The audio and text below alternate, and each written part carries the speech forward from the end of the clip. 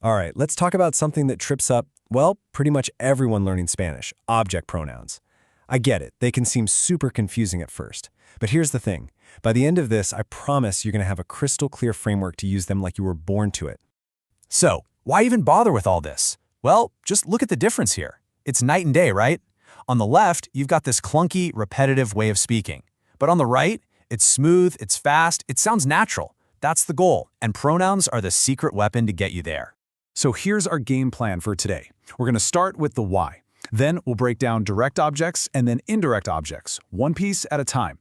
After that, we'll get to the main event, how to use them together. And we'll wrap it all up with some pro tips on exactly where to put them. We're going to build this thing step by step.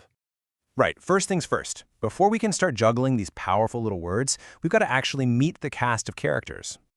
Okay, now take a look at this chart. The first thing you should notice, and this is great news, is that a lot of these are exactly the same. For me, you, and us, the direct and indirect pronouns are identical. Easy. The real fun, the part where we need to focus, is right down here in the third person. Him, her, it, them. That's where the important distinctions really come into play. So let's start with the first piece of the puzzle, direct objects. The simplest way to think about these is that they're the thing, or person, that's directly getting the action of the verb. And there's one simple question you can ask that will find it for you every single time. And here it is, the golden question. A direct object answers what or whom. Seriously, burn this into your brain. It's the ultimate shortcut to finding the direct object in any sentence. Let's see this in action. Make it real. You have the sentence, compro el libro. I buy the book. Ask the question, what do I buy? The answer is el libro, the book. Since el libro is masculine and singular, we swap it out with lo. And boom, lo compro. I buy it. Simple as that. Now, this is absolutely crucial. For those third-person pronouns, you have to play matchmaker. The pronoun you pick has to match the gender and number of the noun it's replacing. So a masculine book, el libro, gets lo. A feminine house, la casa, gets la. Plural problems, los problemas, get los. You see, they have to agree.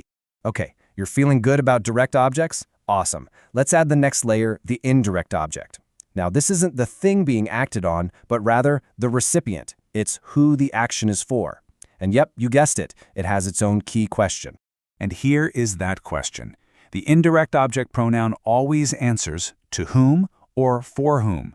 So if the direct object is the what, you can think of the indirect object as the destination, the person who receives the what. Check out this example here. Doy el libro a Juan. I give the book to Juan. We already know our first question, right? What do I give? El libro. That's our direct object. But now for question 2. To whom do I give it? A Juan. To Juan. So we replace a Juan with our indirect pronoun, which is le. Le doy el libro. And here's some good news for you.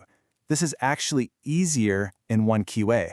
Unlike direct objects, these guys don't care about gender. It doesn't matter if it's to Juan or to Maria, it's always going to be le. If it's for your parents or for your sisters, it's always less. That's one less thing for you to worry about. All right, deep breath. You've met the direct object, you've met the indirect object. Now it's time for the main event, putting them together in the same sentence. This is where people usually get stuck, but I'm telling you, there are 2 simple rules that make it all click into place. Rule number 1 is all about the order, and this is non-negotiable. It's a law of the Spanish universe. The indirect object pronoun, the to whom, always comes before the direct object pronoun, the what.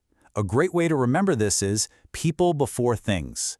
So let's look at a straightforward example. Doy el libro a ti. I give the book to you. Okay, to you is the indirect part. That becomes te. The book is the direct part. That becomes lo. Now we just put them in the right order. Indirect, then direct. Te lo doy. Perfect. Okay, so if we follow that same logic and we want to say I give it to him, well, to him is le, and it is lo. So that should just make it le la lo, right? Nope, absolutely not. This is probably the #1 mistake that every single person makes. But there's a really simple reason for it and an even simpler fix. The reason is, well, it's all about sound. Just try to say lay low out loud a few times. Lay low, lay low. It's kind of clumsy, right? It's a bit of a tongue twister. Spanish just avoids that awkward sound, kind of like how in English we say an apple instead of a apple because it just flows better. And here is the beautiful, elegant fix. To solve that clunky sound, anytime a le or a les comes right before a lo, la, los, or las, it just magically transforms into se. That's the entire secret. That's the whole rule. So let's go back to our sentence. I give the book to Juan. We started with what we thought was right, le lo doy, but then our little sound rule alarm goes off. That le has to change. It becomes se. And we get our final, correct, and much more fluid sentence, se lo doy. That's the magic se in action. Okay, you now know the what's, the who, the correct order, and the special C rule. You have all the pieces.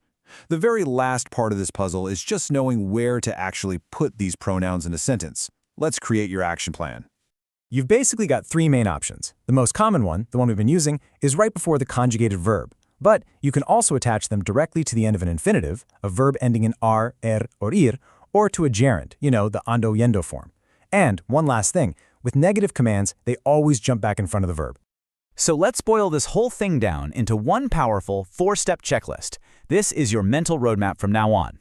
Step 1, find your verb. Step 2, ask what to find the direct object. Step 3, ask to whom to find your indirect object. And Step 4, replace those nouns with the right pronouns, place them in the correct order, and you are golden. Indirect, then direct, then the verb. And there you have it. You have the complete system. But theory is great, but practice is what makes it permanent. So I want to leave you with a question. What is one sentence that you can create and practice right now using this checklist to really lock this in and make it your own?